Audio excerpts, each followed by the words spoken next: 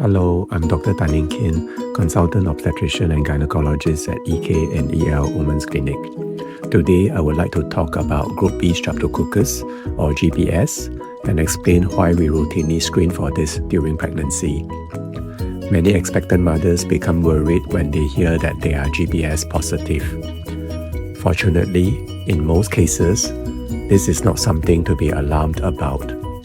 With appropriate care during labor, the risk to your baby can be greatly reduced. Group B Streptococcus is a type of bacteria that naturally lives in the intestines and lower genital tract of many healthy adults. In fact, around 1 in every 4 pregnant women carries GBS without even knowing it. Most women experience no symptoms at all. It is important to know that GBS is not a sexually transmitted infection, and carrying GBS does not mean that you have poor hygiene or that you are ill. For the vast majority of mothers, GBS causes no problems at all. Although GBS is usually harmless for the mother, it can occasionally be passed to the baby during labor and delivery. In a small number of newborn babies, GBS can cause serious infections such as blood infection, pneumonia, or meningitis. The good news is that these infections are uncommon, and we have a very effective way of reducing the risk. By giving antibiotics during labor to mothers who carry GBS, we can significantly lower the chance of the baby developing an infection. We usually recommend GBS screening between 35 and 37 weeks of pregnancy. The test is very straightforward. A small swab is taken from the lower vagina. The procedure only takes a few seconds and is generally not painful. Testing at this stage of pregnancy gives us the best indication of whether GBS is likely to be present during labor. If your results is negative, that is reassuring. No further treatment is usually required. If your test result is positive, it simply means that GBS bacteria are present at the time of the test. It does not mean that you have an infection.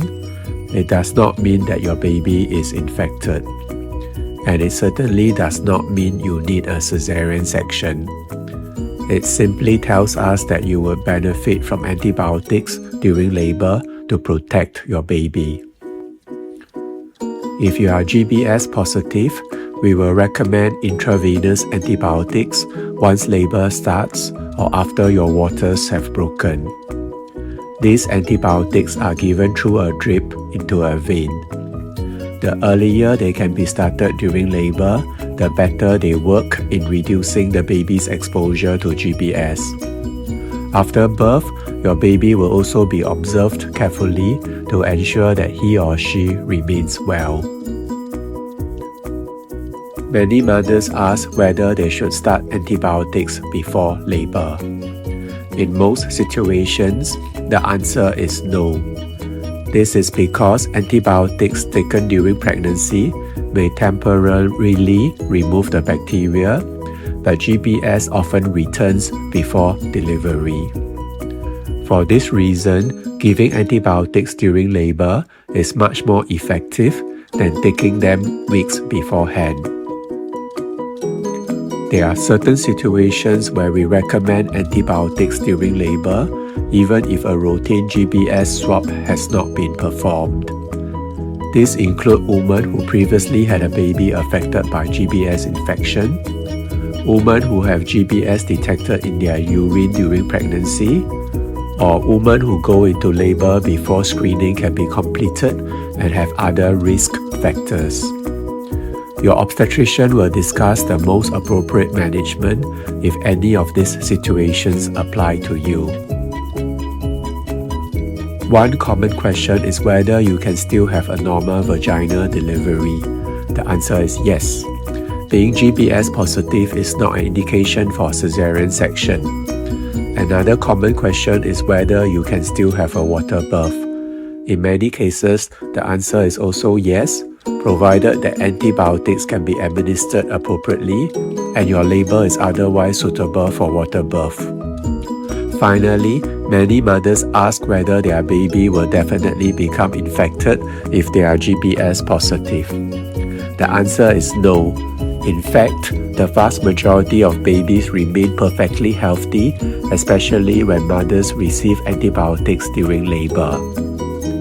To summarize, Group B Streptococcus is a common bacteria that many pregnant women carry naturally.